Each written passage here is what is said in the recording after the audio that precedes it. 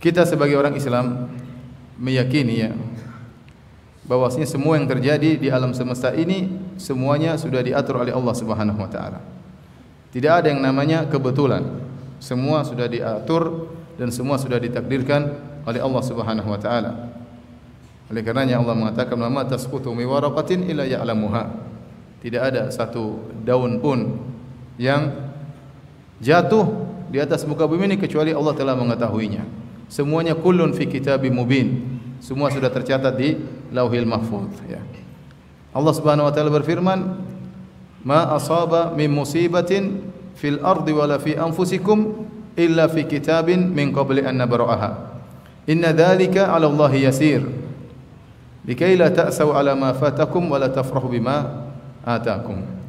Kata Allah Subhanahu wa taala, tidak satu musibah pun yang terjadi di atas muka bumi ini dan juga yang menimpa diri kalian illa fi kitabin, kecuali telah tercatat di Lauhil Mahfuz ya, min qabli an nabra'ah, sebelum Allah menciptakannya. Sebelum Allah menciptakannya. Inna dzalika 'ala Allahi yasir. Sungguhnya semuanya mudah bagi Allah Subhanahu wa taala ya. Ya.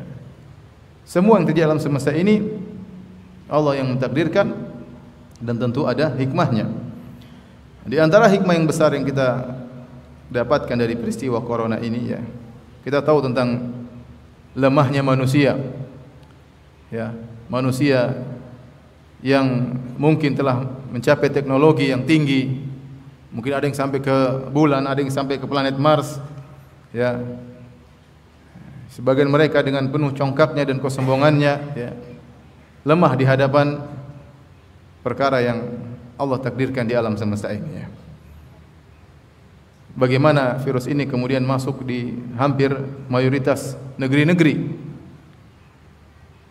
dan belum ada yang mampu untuk bisa menghadapi virus tersebut. Belum ada yang mampu menemukan obatnya. Dan insyaallah akan ada obatnya cepat atau lambat insyaallah biiznillah taala. Tetapi yang menjadi perhatian kita, begitu virus tersebut menyerang semua manusia dalam kondisi lemah dan tidak berdaya ya, sampai suatu kota diisolasi ya, sampai ekonomi kemudian tidak berjalan, berapa ribu penerbangan dibatalkan ya, berapa banyak ya pariwisata kemudian kosong ya, berapa banyak ya tempat pertandingan main bola tidak ada penontonnya ya.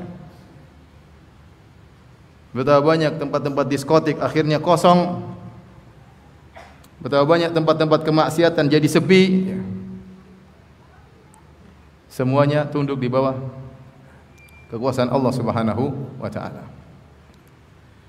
Dan semua kejadian saya katakan tadi bukan secara kebetulan. Ada teguran dari Allah Subhanahu wa taala. Kita orang beriman kalau ditegur, kita segera kembali kepada Allah, segera introspeksi diri, banyak istighfar. Kita berharap orang-orang kafir kalau ditegur oleh Allah Subhanahu wa taala, hendaknya mereka kembali kepada Allah Subhanahu wa taala. Kejadian musibah-musibah yang menimpa ya, kalau kita ingat kembali ya, bukanlah suatu yang ya tidak ada munasabahnya, tidak ada kaitannya sama sekali dengan maksiat. Tidak benar, ada kaitannya dengan maksiat. Wa ma asabakum min musibatin fabima kasabat aydikum. Tidak ada satu musibah pun yang menimpa kalian kecuali akibat maksiat yang kalian lakukan. Akibat maksiat yang kalian lakukan. Dan secara umum musibah mungkin bisa kita golongkan menjadi tiga. Pertama, musibah yang fungsinya adalah mengangkat derajat, seperti musibah dan ujian yang menimpa para anbiya, para rasul, al-khullas, orang-orang soleh. Ini fungsinya mengangkat derajat mereka. Yang kedua adalah musibah untuk mengurangi dosa-dosa yang menimpa kaum mukmin secara umum, yang mencampurkan diri mereka antara kemaksiatan dengan ketakwaan, maka musibah-musibah tersebut akan menggugurkan dosa-dosa mereka. Dan model ketiga, musibah yang merupakan azab, hukuman bagi orang-orang yang tidak bisa mengambil ibrah, pelajaran dari musibah tersebut. Kejadian banjir di Jakarta tanggal 1 Januari tahun baru, saya rasa bukan kebetulan.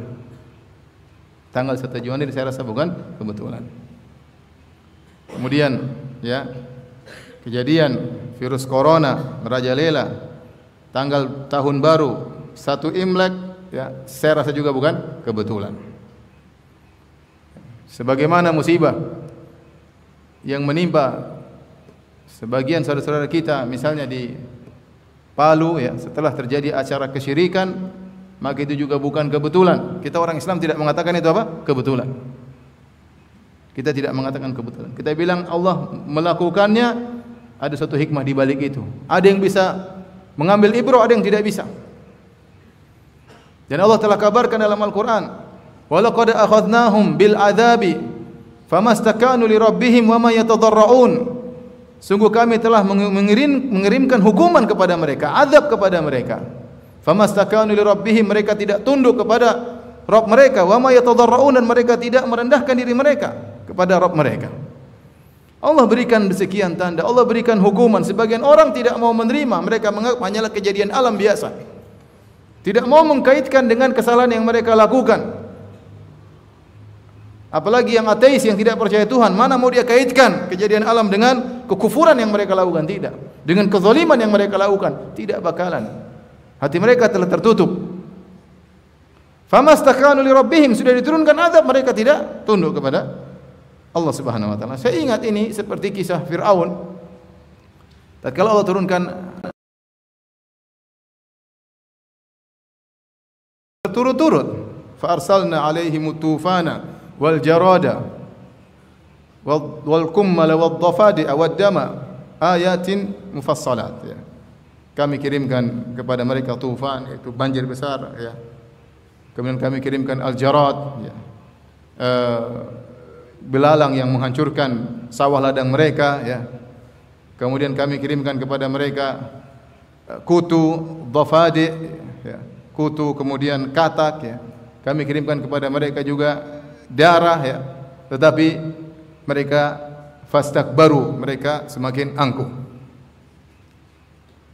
Saya tidak tahu, misalnya seorang kafir diberi hukuman kemudian menemukan obat corona, maka mungkin semakin angkuh dan semakin apa? Sombong. Tetapi orang Islam jangan seperti itu.